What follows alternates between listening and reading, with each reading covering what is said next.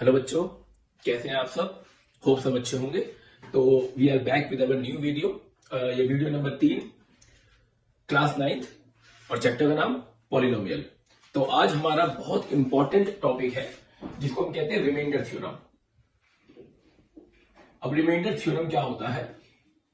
It is a very easy concept, लेकिन ये आपकी कई एक्सरसाइज तक, मतलब लास्ट एक्सरसाइज तक ये कंटिन्यू रहता है।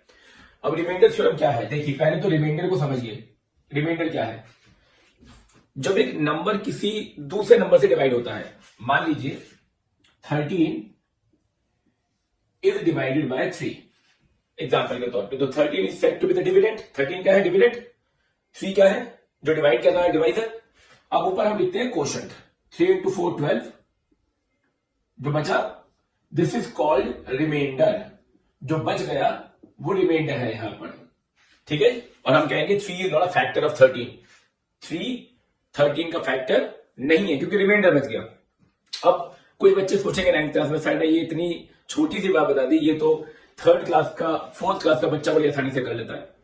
हमें ये डिवीजन नहीं सीखना है, हमें डिवीजन सीखना है पॉलिनोमियल्स का।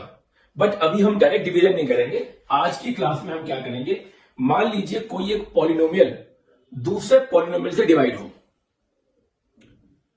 विदाउट एक्चुअली डिवाइडिंग, बिना डिवाइड करे हम कैसे जान सकते हैं कि पॉसिबल क्या रिमाइंडर बचेगा। तो उसके लिए देखिए एक क्वेश्चन आता है हमारा, फाइंड द रिमाइंडर। इस तरह से आपका एक क्वेश्चन आएगा, find the remainder when px, जिसकी कुछ वैल्यू गिवन होगी। हमें एक पॉलिनोमियल गिवन होगा, x³ plus 3x square plus 3x plus 1। ये एक एग्जांपल ले लिया मैंने कि ये एक पॉलिनोमियल है।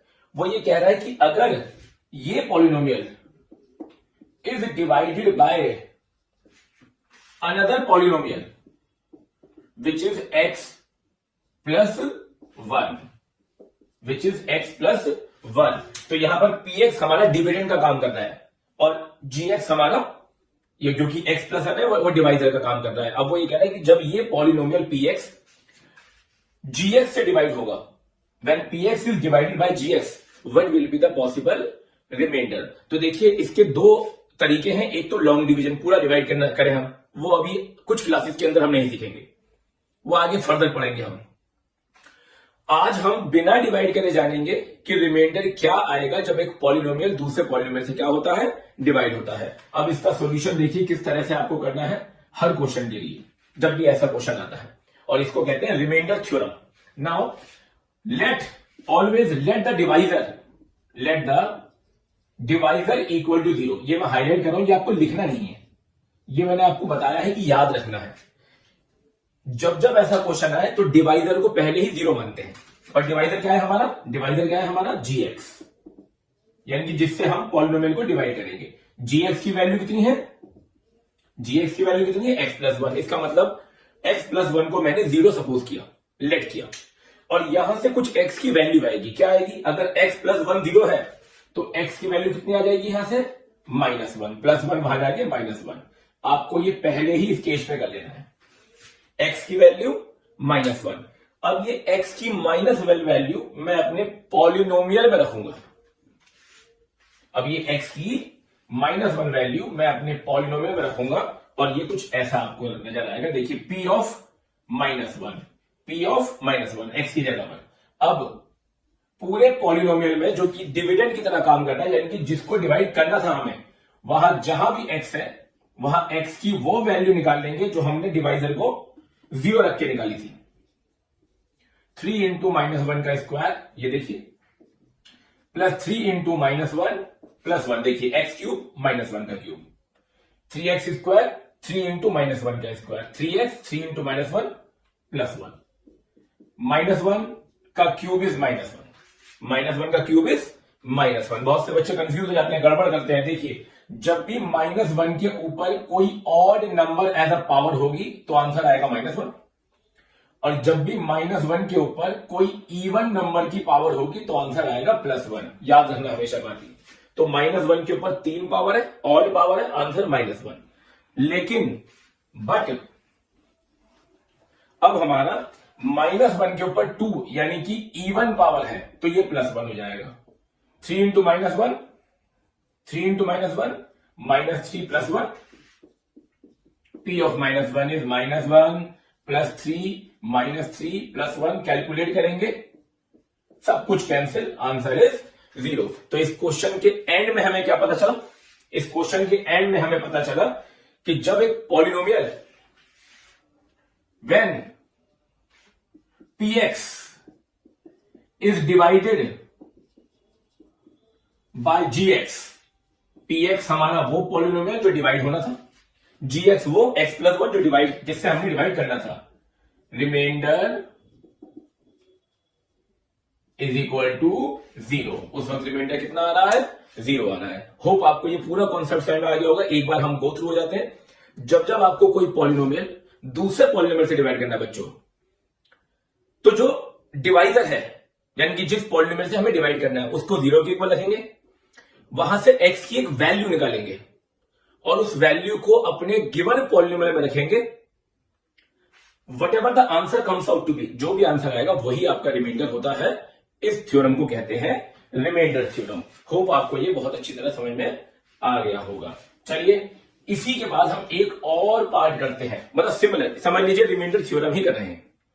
इसका एक स्टेप और आगे बढ़ेंगे और फिर आ जाएगी आपकी factor theorem.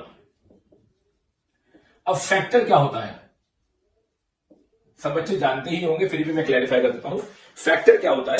When A number is divided by another number, जब एक नंबर दूसरे नंबर से डिवाइड हो जाए, कंप्लीटली डिवाइड हो जाए, then the given number is said to be factor of that number. Example के तौर पे देखिए, जब मैं 2 को 2 से डिवाइड करता हूं 16 को,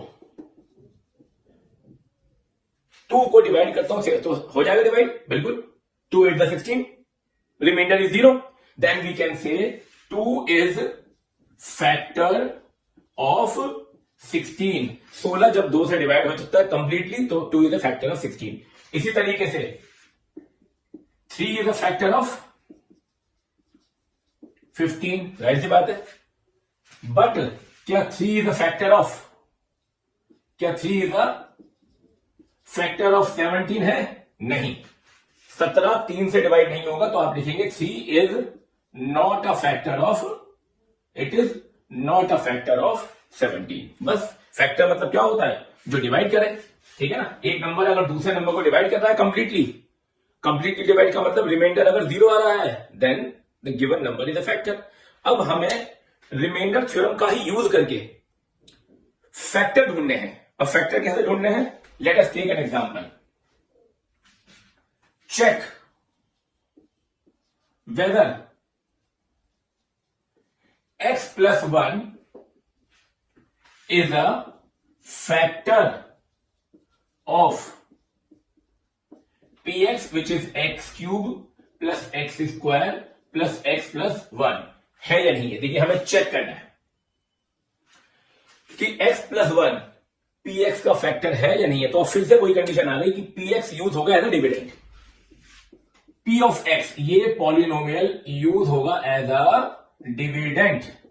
मैं यहां लिख रहा हूं, आपको लिखना नहीं है क्वेश्चन में, मैं आपके कॉन्सेप्ट क्लियरेंस के लिए लिख रहा हूं कि ये डिविडेंड है। gx मैंने खुद मान लिया, gx दूसरा पॉलिनोमियल जो हमें चेक करना फैक्टर है या नहीं, तो ये आपका कैसे काम करेगा? डिवाइजर, ठीक है ना। तो हमें चेक करना है gx px का फैक्टर है या नहीं है, और ये तभी चेक हो सकता है जब हम रिमाइंडर थ्योरम लगाएं। और अगर रिमाइंडर 0 आ जाए, तो इसका मतलब gx px को कंप्लीट डिवाइड कर रहा है, तो इस केस में gx is a factor of px। अगर रिमाइंडर 0 नहीं आए, मान लीजिए हमने gx से px को डिवाइड किया, रिमाइंडर थ्योरम लगाई और रिमाइंडर 0 नहीं कोई और वैल्यू आ गई, इसका मतलब यह है कि gx px को पूरी तरह से डिवाइड नहीं कर रहा है, तो in that case gx will not be a factor of px। तो अभी हम चेक करते हैं फिर से वही condition, let the divisor equal to 0। Solution यहीं से शुरू करेंगे, चाहे रिमाइंडर थ्योरम हो चाहे factor theorem. x+1 equal to 0, तो x की फिर से वैल्यू आ गई -1। हमने डिवाइजर को फिर से 0 के इक्वल रखा, x की value -1। Now put the value of x put the value of x in p of x। हम इस x की वैल्यू को अपने गिवन पॉलिनोमियल में रख कर देखेंगे रिमाइंडर क्या आ रहा है। अब देखिए पॉलिनोमियल में x की जगह पे -1 रख दिया मैंने, -1 का स्क्वायर -1 +1। होप आपको बिल्कुल सही समझ में आ रहा होगा। x का क्यूब -1 का क्यूब, x का स्क्वायर -1 का square. p of -1 is equal to -1 का क्यूब इज -1, -1 का square is +1, plus into -1 +1, answer comes out to be 0। अब आप एक बात सोचिए, अगर gx px को डिवाइड करें और रिमाइंडर थ्योरम ये कहती है कि रिमाइंडर 0 आ रहा है, तो आप क्या कहेंगे? अगर किसी नंबर से दूसरे नंबर को डिवाइड करें और रिमाइंडर 0 आ जाए तो आप कहेंगे यस gx जो कि था x + 1 is a factor of px जो कि था x³ + x² + x + 1। होप आपको रिमाइंडर थ्योरम और फैक्टर थ्योरम अच्छी तरह समझ में आ गई होगी। ठीक है ना जी। रिमाइंडर थ्योरम ही बेसिकली फैक्टर थ्योरम है। फैक्टर थ्योरम में एक स्टेप आगे बढ़ जाता है, जहां पर क्या होता है, हम रिमाइंडर चेक करते हैं, अगर 0 आया तो पॉलिनोमियल फैक्टर होता है, और अगर 0 नहीं आया तो पॉलिनोमियल फैक्टर नहीं होता है। हालांकि फैक्टर थ्योरम में कुछ और आगे स्टेप हम पढ़ेंगे, but in our next class.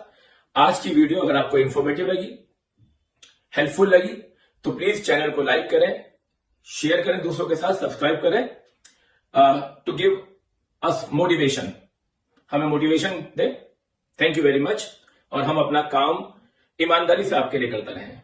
Thank you very much, best of luck.